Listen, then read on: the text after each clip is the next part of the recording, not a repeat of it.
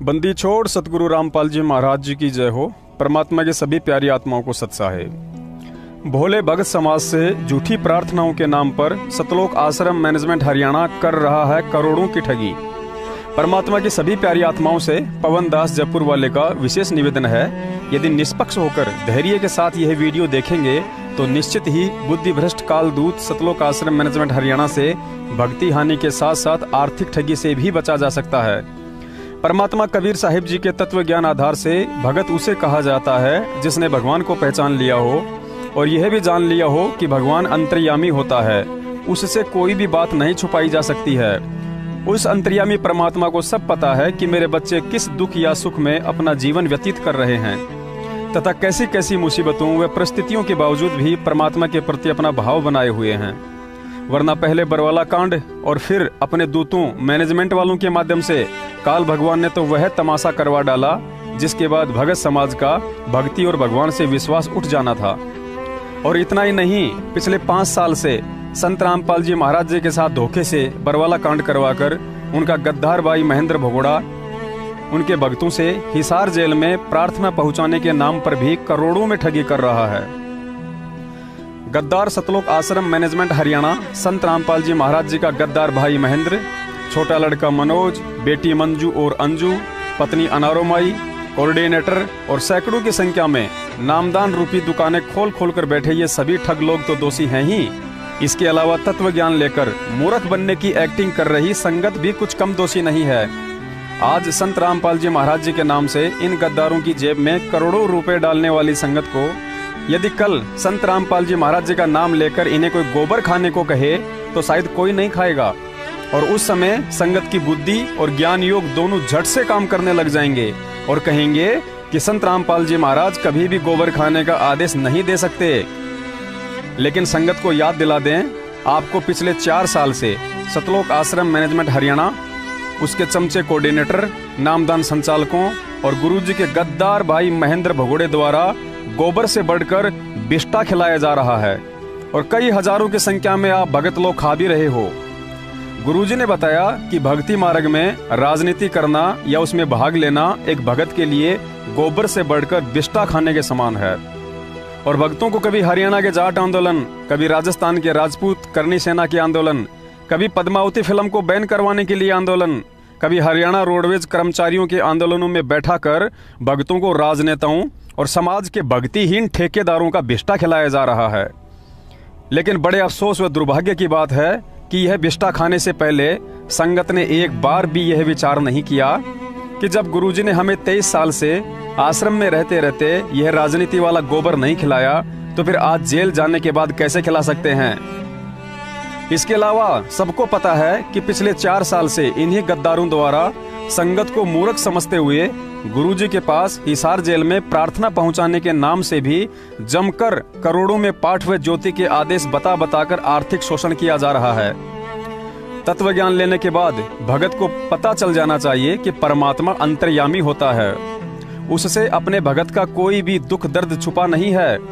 और संध्या आरती के अंत में गर्दन हिला हिलाकर सब बोलते रहते हैं कि अंतर्यामी एक तू, आत्म के आधार, जो तुम छोड़ो हाथ तो मोह कौन उतारे पार। एक तरफ तो हम परमात्मा को अंतर्यामी कहते हैं और दूसरी तरफ उसी अंतर्यामी को जेल में प्रार्थना भिजवाकर ये साबित भी कर रहे हैं कि हिसार में बैठे गुरुजी अंतर्यामी नहीं है और मेरी समस्या का उन्हें तभी पता चलेगा जब मैं उनके पास प्रार्थना भेजूंगा। वह तत्व ज्ञान प्राप्त मूर्खों, धन्य है तुम्हारे माता पिता जिनसे जन्म हुआ। संत रामपाल जी महाराज जी द्वारा 23 साल से किए जा रहे सत्संगों का जिन मूर्खों पर कोई असर नहीं हुआ, केवल वही हिसार जेल में प्रार्थनाओं के नाम पर लुट और पिट रहे हैं। वरना ज्ञान आधार से विचार करें, जिस परमात्मा कबीर साहिब जी ने द्वापर में महाभारत के भीषण युद्ध में अपने अंडों की रक्षार्थ एक टटीरी पक्षी की पुकार को भी सुना और उसके अंडों की युद्ध में असंख्य हाथी घोड़े और सैनिकों के पैरों व हथियारों से रक्षा की। फिर वही अंतर्यामी परमात्मा उस पक्षी की तरह आज संगत के द्वारा विश्वास के साथ हृदय से की गई पुकार को ना सुनकर क्या सतलोक आश्रम मैनेजमेंट के ठगों के नंबरों पर प्रार्थना लगाने से ही सुनेगा? परमात्मा कहते हैं, चीटी पायल बाजे पैर, साहेब सुनता है सब लहर। अर्थात जो अंतर्यामी परमेश्वर चीटी के पैरों की पायल की आवाज भी सुन लेता है, तो फिर आप और हम तो मानव शरीरधारी हैं, उनके वचन के बच्चे हैं। हमारी कोई भी तकलीफ उनसे छुपी हुई नहीं है। फिर हम नादान भक्तों ने कैसे सोच लिया कि गुरुजी हमारी घर बैठे बैठे हृदय से की गई प्रार्थना को ना सुनकर क्या सतलोक आश्रम मैनेजमेंट के ठगों के नंबरों पर प्रार्थना लगाने से ही सुनेंगे? जब द्वापर युग में दुशासन द्वारा द्रौपदी का भरी सभा में चीरहरण हो रहा था, तो उस समय अपनी इज्जत रक्षा के लिए द्रौपदी ने कौन से सुप्रीम कोर्ट के वकील AP सिंह के मोबाइल नंबरों पर फोन करके भगवान के पास सूचना भेजी थी, जो अंतर्यामी परमेश्वर कबीर साहिब जी श्री कृष्ण भगवान के रूप में चीर बढ़ाकर उसकी इज्जत रक्षा की। अरे जब द्रौपदी को तो सच्चा नाम भी प्राप्त नहीं था, जो आज आप और हमारे को प्राप्त है।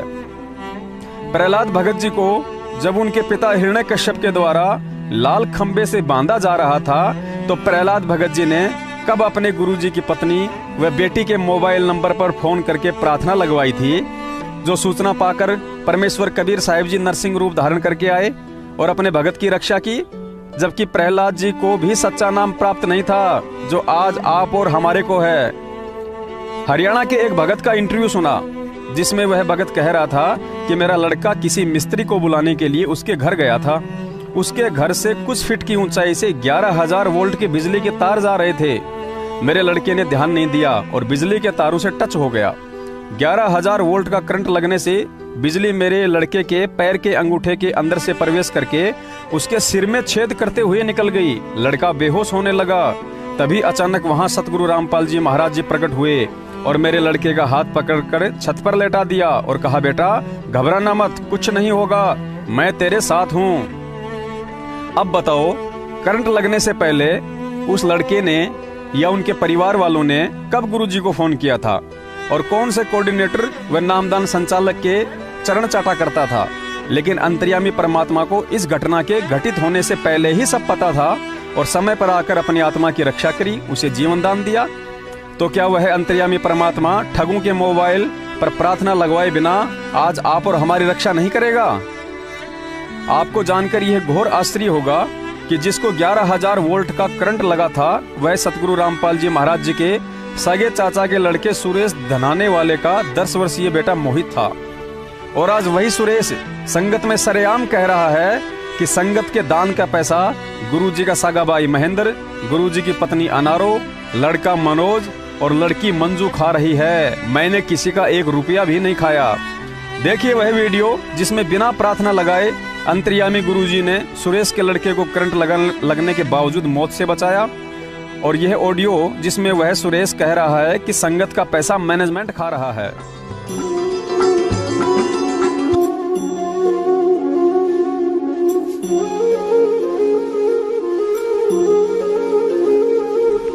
दिखा बोला इधर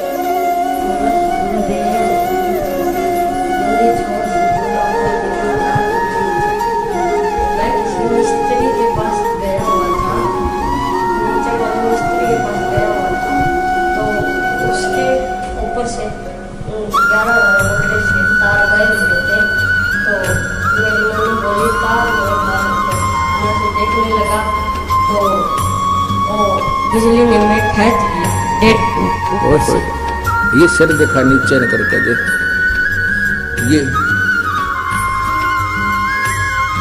ये निशान पड़ रहा है लड़के का, नीचा कर गर्दन थोड़ी सी, ये देख उतर जाएगा। एक बंदी छोड़, ये तो 1 महीने के बाद ये स्थिति 2 उंगल पूरी आ जाए, इतना खड्डा था इस बच्चे का। पैर का अंगूठा देखो इसका है। अब तो ये बहुत ठीक हो गया ना, कति कंडेम हुआ पड़ा था उसके अंदर। पुण्यात्मा समर्थ का शरणाग हो, रंग गोरी हो, कदे न हो काज राम रंग गोरी हो। हमरा भक्त पे छोड़ी होई तुम्हारा नाम ना लेवे कोई। परमात्मा कहते जब हमारे भक्ता पर आपत्ति आ गई तो हमारा नाम कौन लेगा।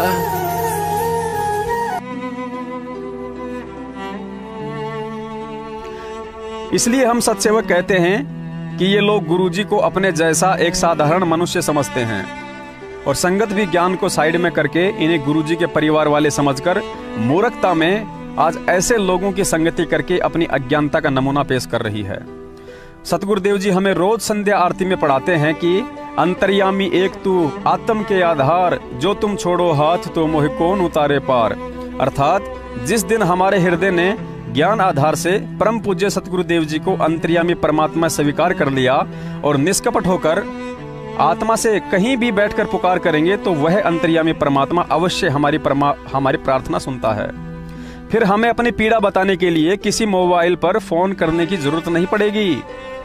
अन्यथा सतगुरुदेव जी को अंतर्यामी नहीं मानने वाले भगत मोबाइल तो क्या, चाहे उनके सामने जाकर प्रार्थना करें तो भी ऐसी प्रार्थना उस परमात्मा को स्वीकार्य नहीं होती है। बाकी संस्कार आधार से तो परमात्मा पशु पक्षी योनियों में उत्पन्न अपनी आत्माओं की भी रक्षा करते हैं, जैसे ऊपर टटेरी पक्षी का उदाहरण दिया गया था। पुण्यात्माओं, इस विकट समय में अब सबको नींद से जागने और दूसरों को जगाने की जरूरत है। जैसे सतलोक आश्रम मैनेजमेंट हरियाणा द्वारा संगत में छोड़े गए आश्रम के 4 नंबर एक मोबाइल कंपनी की भांति व्यापारिक कॉल सेंटर संस्था है। जिस प्रकार मोबाइल खराब होने पर व्यक्ति सबसे पहले कंपनी द्वारा स्थापित कॉल सेंटर पर फोन करके अपनी समस्या बताता है। कॉल सेंटर वाले कंपनी के निर्देश अनुसार उस व्यक्ति को अपनी समस्या के समाधान के लिए उसी कंपनी के सर्विस सेंटर पर भेज देते हैं और सर्विस सेंटर वाले कैसे उस व्यक्ति की जेब काटते हैं ये सब जानते हैं। ठीक इसी प्रकार कंपनी समझो सतलोक आश्रम मैनेजमेंट हरियाणा, मालिक समझो संत रामपाल जी महाराज जी का गद्दार भाई महेंद्र भगोड़ा, कॉल सेंटर समझो आश्रम के 4 मोबाइल नंबर और सर्विस सेंटर समझो नामदान केंद्र। अब भगत को कोई समस्या आने पर अनजाने में मैनेजमेंट द्वारा स्थापित आश्रम के कॉल सेंटर पर फोन करके प्रार्थना लगाता है तो कॉल सेंटर वाले उस भगत को मैनेजमेंट के निर्देश अनुसार सर्विस सेंटर यानी नामदान स्थल पर पाठ ज्योति और दान के पैसे जमा करवाने के आदेश देते हैं और बेचारा भोला भगत चक्की के 2 पाटों के बीच में गेहूं की तरह पिसता रहता है, लेकिन कोई लाभ फिर भी नहीं होता, क्योंकि व्यापारिक संस्था पहले अपना फायदा देखती है, ग्राहक का नहीं। क्योंकि भोली संगत मैनेजमेंट के लिए एक ग्राहक है, इससे बढ़कर कुछ नहीं। संगत में केवल वही भगत बार बार आश्रम के नंबरों पर प्रार्थना लगवाते हैं जो सतगुरु देव जी के आदेश व प्रदत्त विधि तथा देश काल और परिस्थितियों के अनुसार ध्यान व समय निकालकर सुबह का नित्य नियम, असुर निकंदन रमैनी, संध्या आरती और मंत्र जाप नहीं करते हैं। क्योंकि परमात्मा कहते हैं कि जिव्या तो मुख में फिरे, माला फिरे कर्माही, मनवा तो चहुदिस फिरे, ये तो सुमरण नाही। अर्थात भक्ति अकेला मोबाइल ही नहीं बल्कि भगत भी साथ में करेगा तब परमेश्वर खुश होंगे। अगर उपरोक्त कर्म विधिवत किए जाएं तो एक भगत को परमात्मा से जो भी कुछ प्रार्थना करनी होती है वह सुबह के नित्य नियम में हो जाती है। उसके बाद परमात्मा से और कोई भी प्रार्थना करनी शेष नहीं रह जाती। और पिछले जन्मों में हमने जो जो गलतियां की होती हैं तथा सारे दिन में जाने अनजाने में जो जो गलतियां करते हैं उन सब की समायाचना संध्या आरती के अंत में हमसे परमात्मा रोज करवाते हैं। अवगुण किए तो बहुत किए, करत न मानी हार, भावे बंदा बख्श दियो, भावे गर्दन तार। कबीर मैं अपराधी जन्म का, नक्सिक भरे विकार, तुम दाता दुख भंजना, मेरी करो संभार। यदि हम शांति से ध्यान पूर्वक संध्या पाठ करते हैं तो उसके बाद एक सच्चे शिष्य के लिए प्रार्थना के रूप में परमेश्वर से कुछ भी मांगना और अपराधों की समायाचना के अतिरिक्त कुछ भी शेष नहीं रह जाता है। विचार करें, 2014 बरवाला कांड तक सतगुरुदेव जी की 15 लाख के आसपास संगत थी। उसके बाद परमात्मा की दी हुई बुद्धि से काफी संख्या में संगत मैनेजमेंट की मनवस हरकतों को देखकर भक्ति से दूर हो चुके हैं। फिर भी हम वर्तमान में 8 से 10 लाख के आसपास संगत मान रहे हैं जो सतगुरुदेव जी के तत्व ज्ञान आधार पर अभी तक अपने परमात्मा में विश्वास बनाए हुए हैं। 8-10 लाख की संगत में से अनजाने में हर सप्ताह कम से कम 1000 भगत सतगुरुदेव जी के पास जेल में अपनी प्रार्थनाएं भिजवाने के लिए सतलोक आश्रम मैनेजमेंट के ठगों के नंबरों पर फोन करके प्रार्थना लिखवाते ही लिखवाते हैं। उधर कोर्ट के आदेश अनुसार सप्ताह में केवल 2 दिन मंगलवार और वीरवार को गुरुजी के परिवार वाले जेल में मिलाई पर जा सकते हैं और कोर्ट के नियमानुसार केवल 10 मिनट तक बातचीत का समय मिलता है। पुण्यात्माओं, अब विचार करो, गुरुजी से मिलने का समय एक सप्ताह में 20 मिनट का मिलता है। अब 20 मिनट का समय तो गुरुजी के परिवार वालों को एक दूसरे की निंदा, चुगली और सत्सेवकों की झूठी प्रार्थना लगाने में भी कम पड़ जाता है। ऐसे में संगत की 1000 तो क्या, एक भगत की प्रार्थना भी गुरुजी से जेल में सही तरीके से नहीं लगाई जा सकती। लेकिन गुरुजी का आदेश बताकर पाठ और ज्योति करवाने के आदेश सभी 1000 के 1000 भोले भक्तों को बता दिए जाते हैं। अब संगत स्वयं विचार कर ले कि आपको गधे से भी मूर्ख समझते हुए आपके साथ प्रार्थनाओं के नाम पर कितना बड़ा धोखा किया जा रहा है। अतः निवेदन है, यदि परमेश्वर की दी हुई बुद्धि से उपरोक्त मैसेज समझ में आया हो तो मनवस मैनेजमेंट द्वारा पैसे कमाने की दृष्टि से संगत में भेजे गए आश्रम के नंबरों पर खुद भी फोन करने से बचें और अन्य भक्तों तक भी यह सूचना पहुंचाकर धर्म के नाम पर हो रहे इस पाखंड से उन्हें भी बचाएं। सारी गलती उन गद्दारों की ही नहीं है जिन्होंने गुरुजी को अपने जैसा एक आम इंसान समझकर उनके साथ गद्दारी की और आज उन्हीं के नाम से हमें लूट रहे हैं, बल्कि गलती संगत की भी बराबर है, जिसने परमात्मा की शरण और तत्व ज्ञान ग्रहण करके भी आंखें नहीं खोली और अंधविश्वास में उन गद्दारों के हाथों लुट रही है। पुण्यात्माओं, परमात्मा प्रदत्त अनमोल सत भक्ति व तत्व ज्ञान आधार से सत्सेवक ही नहीं बल्कि वर्तमान में संगत के हर एक उस जागरूक भाई बहन का कर्तव्य और सेवा बनती है कि अपने आसपास के भक्तों को मनवस मैनेजमेंट के घोर षड्यंत्र से परिचित करवाएं और परमेश्वर के आशीर्वाद से भक्ति के साथ साथ उनका जीवन नाश होने से बचाएं। क्योंकि वर्तमान में मनवस महेंद्र भगोड़े द्वारा लाखों भक्तों के अनमोल मानव जीवन के साथ घटिया खेल खेला जा रहा है। यह एक बहुत बड़ी सोची समझी साजिश है। अतः लीला के चक्कर में और चमत्कार की उम्मीद में बैठी संगत जितनी जल्दी इन घटिया लोगों के घटिया इरादों को समझ ले फायदा है, वरना अंत में भक्ति और भगवान दोनों से हाथ धो बैठेंगे। सत साहिब जय हो। बंदी छोड़ की बंदी छोड़ सतगुरु रामपाल जी महाराज जी की जय हो। सत साहिब।